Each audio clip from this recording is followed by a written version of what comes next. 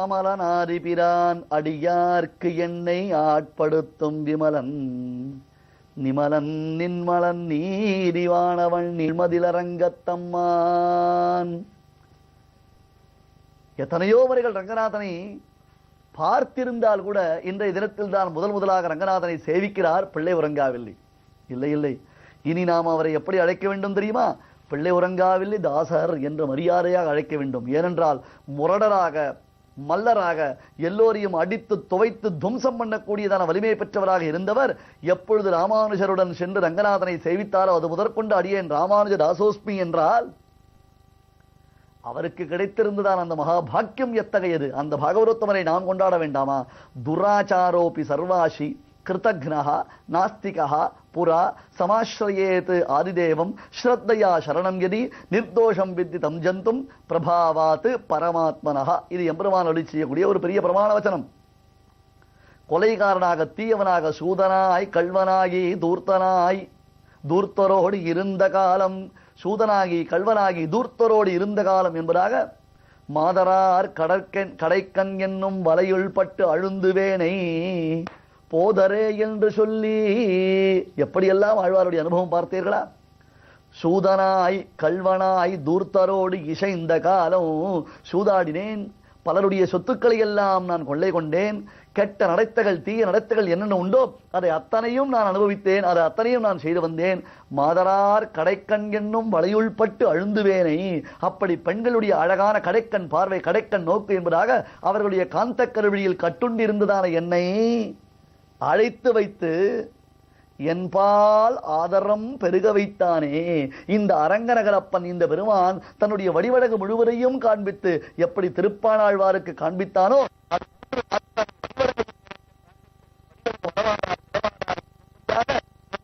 அவருக்கு ஆட்படுத்த வைத்தானே. துராச்சாரன் சர்வாஷி கிருதக்னஹா, துராச்சாரசீலன் சர்வாஷி கண்டரையும் கண்ட இடத்தில் சாப்பிடக்கூடியவன், கிருதக்னஹா செய்நன்றி மறந்தவன், என்னன்றி கொன்றார்க்கும் உய்வுண்டாம் உய்வில்லை செய்நன்றி கொன்ற மகருக்கு என்னும்படியாக அவன் செய்த காரியங்கள் தீய செயல்கள் அலாத செயல்களுக்கு கணக்கே இல்லை சுவாமி. அப்படி இருந்தவன் கிருதக்னஹா நாஸ்திகஹா எப்பொழுது புறா. இதற்கு முன்பாக சமாஸ்ரயேத் ஆதிதேவம் ஸ்ரத்தையா சரணம் யதி. இப்பொழுது எவ்வளவு ஸ்ரத்தை, என்ன ஒரு பக்தி, என்ன ஒரு பாவம், எப்படி ஒரு நெஞ்சுக்குள்ளே ஒரு குழையல். திருவுரு கிடந்தவாறும் கொப்புள் செந்தாமரை மேல் கருவுள் திசை முகன் படைத்திருந்து வீற்றிருந்து படைத்திட்ட கருமங்களும். அந்த திருமேனியை சேவிக்கிறார், நாபிகமலத்தில் பிரம்மதேவரை சேவிக்கிறார். இவன் மூலமாக இந்த ஜகத்தானது எப்படி சிருஷ்டிக்கப்பட்டது என்பதை பார்க்கிறார். காலுமிழா கண்ண நீரும் நில்லா குரல் மேலுமிழா. நிற்க முடியவில்லை, கைகால்கள் தளர்ந்து விடுகின்றன, தள்ளாடுகிறார். மனத்தூணை பற்றி நின்று வாயார வாழ்த்துவோமே என்று ரங்கா ரங்கா ரங்கா என்று வாய் புலற்றுகிறார். கண்களிலிருந்து கண்ணீர் பெருகுகிறது, வாயிலிருந்து வார்த்தை வரமாட்டேன் என்கிறது. என்றால் தொண்டைக்குள்ளே அந்த பாவம் பக்தி பாவமானது அடைத்துக் கொண்டு அப்படியே சோர்ந்து போய் நிற்கிறாரே. ஸ்ரத்தையா சரணம் யதி.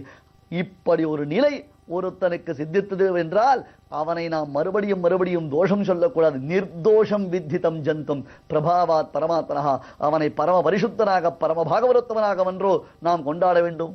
பிரபாவாத் பரமாத்மனஹா, பரமாத்மாவுடைய பிரபாவத்தினாலே.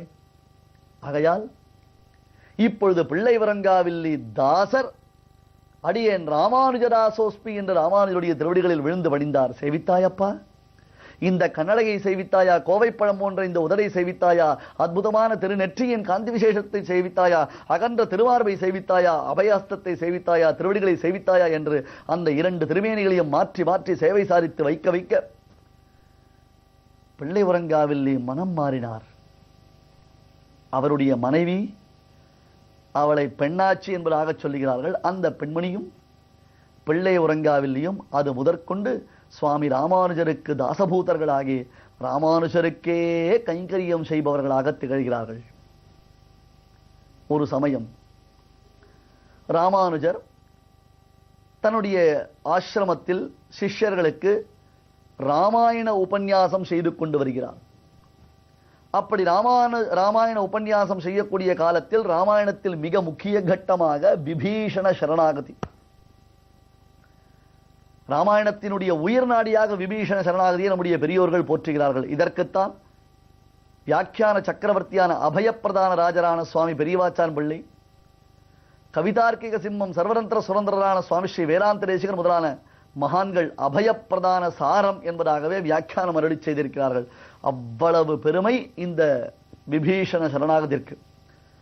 அதிலும் இதில் உள்ளதான நுட்பங்களை எல்லாம் தன் மாமாவான பெரிய திருமலை நம்பிகள் மூலமாக சுவாமி ராமானுஜர் பெற்றுள்ளார் என்பதை நாம் தொடர்ந்து பார்க்க போகிறோம். பெரிய திருமலை நம்பிகளுடைய சரித்திரம் தொடர்ந்து வரப்போகின்றது.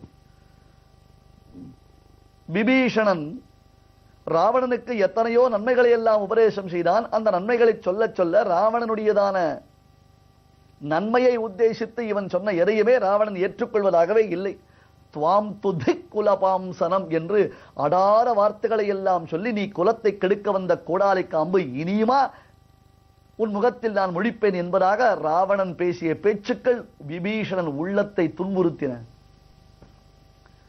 பிரதீயதாம் தாசரதாய மைதிலீஹி, ராவணா உனக்கு நல்லது சொல்றேனப்பா, புத்திரபௌத்திராதிகளுடன் பந்து மித்திரர்களுடன் நீ பரம சுகமாக இந்த லங்கையில் வசிக்க வேண்டும் என்று ஆசை கொண்டாயானால் பிராட்டியை பெருமானிடத்தில் சேர்த்துவிடு, பிராட்டியை பெருமானிடத்தில் சேர்த்துவிடு என்று இவன் சொன்ன ஹிதோபதேசம் ஒன்றுமே அவனுக்கு ஒப்புக்கொள்ளக்கூடியதாய் இல்லை.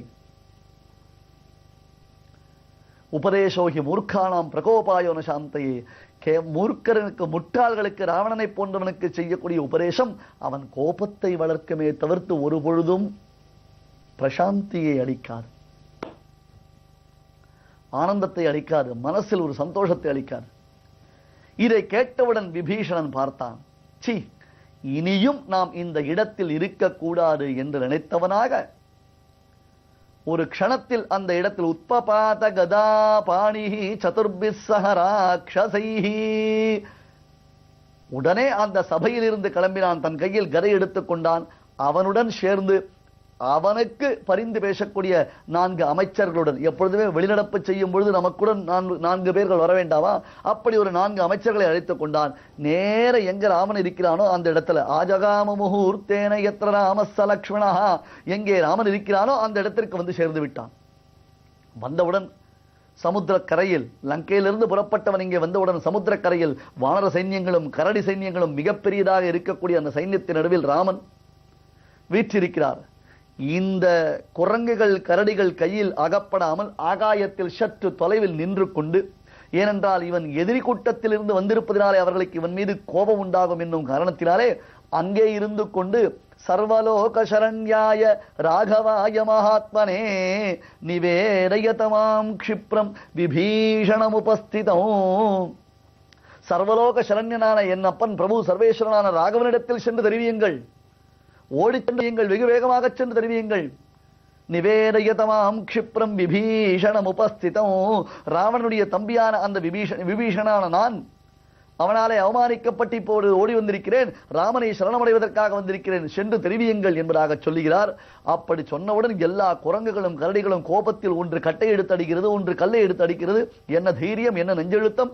ராவணன் தம்பியாம், பெருமாளையும் பிராட்டியும் பிரித்த மகா பாபியினுடைய கோஷ்டியிலிருந்து வந்திருக்கிறான், இவனுக்கெல்லாம் சரணாகதி செய்யலாமா என்பதாக ஆளாளுக்கு அந்த விபீஷணனை எப்படியாவது இழுத்து பிடித்து அடித்து துவம்சம் பண்ண வேண்டும் என்னும் ஒரு உத்தேகத்துடன் இருக்கிறார்கள் அந்த இடத்தில். அப்பொழுது விபீஷணனை சேர்த்துக் கொள்ளலாமா கூடாதா, இதுதான் ஒரு பெரிய விஷயம். இந்த விபீஷணனை சேர்த்துக் கொள்ளலாமா கூடாதா என்பதை குறித்து ராமன் முதல் முறையாக கடற்கரையில் ஒரு மாபெரும் கூட்டத்தை நடத்தினான். பெருமாள் நடத்திய கூட்டம் அது. கடற்கரையில், கடற்கரை வார்த்தை அது காற்றில் கரைந்த வார்த்தை இல்லை.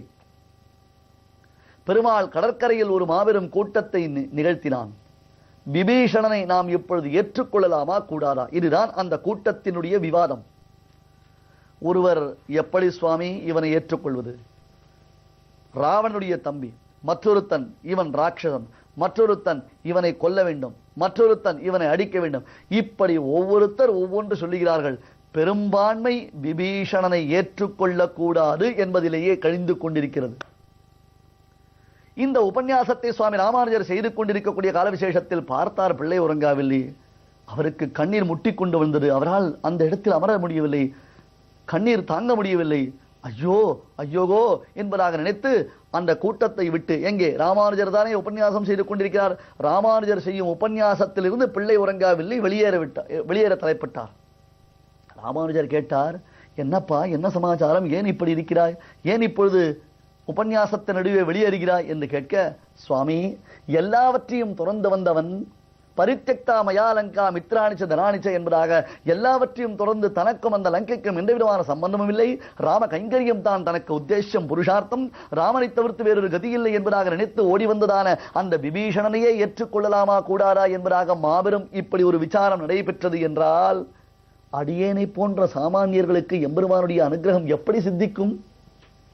குடும்பம், மனைவி, மக்கள், உற்றார், உறவினர் என்பதாக சொல்லிக்கொண்டு எப்பொழுதும் அவர்களை குறித்தே பேசிக்கொண்டு ஏதாவது ஒரு சந்தர்ப்பத்தில் சில கஷ்டங்கள் ஏற்பட்டால் ஒன்றி நான் எம்பெருமானை சென்று சேவிக்கிறேனே, இது போன்று இருக்கக்கூடிய அடியனுக்கெல்லாம் பகவானுடையதான் அனுகிரகம் கிடைக்குமா? ஐயோ, இந்த கதையை மேலே கேட்க கேட்க ஐயோ, இந்த விபீஷணாழ்வானே இவ்வளவு சிரமப்பட்டார் என்றால் நம்போல்வாரினுடைய கதி என்ன என்பதான ஒரு இரக்கம் உண்டாகிறது.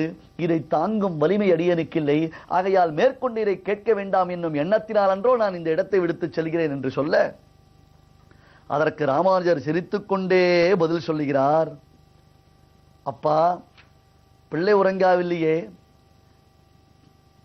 பெரிய நம்பிகளுக்கும் அடியேனுக்கும் இருக்கக்கூடிய சம்பந்தத்தில் சந்தேகம் வந்தால் அன்றோ நமக்கு எம்பெருமான் பரமபலத்தை அளிக்க மாட்டான் என்னும் சந்தேகம் வரப்போகிறது. ஆளவந்தார் அடியேனை தடுத்தாட்கொண்டதினால் சந்தேகம் வந்தால் அன்றோ நமக்கு பரமபலம் இல்லை என்னும் சந்தேகம் உண்டாகப் போகிறது. மற்றொன்று ஒரு விஷயத்தை சொல்கிறேன் கேள். அங்கே விவாதங்கள் அநேகம் உண்டு, அது ராமகோஷ்டி. அப்படி ராமகோஷ்டியாக இருந்ததினாலே அந்த இடத்தில் பலவிதமான விசாரங்கள் ஏற்பட்டன. ஆனால் இது ராமானுஜ கோஷ்டி.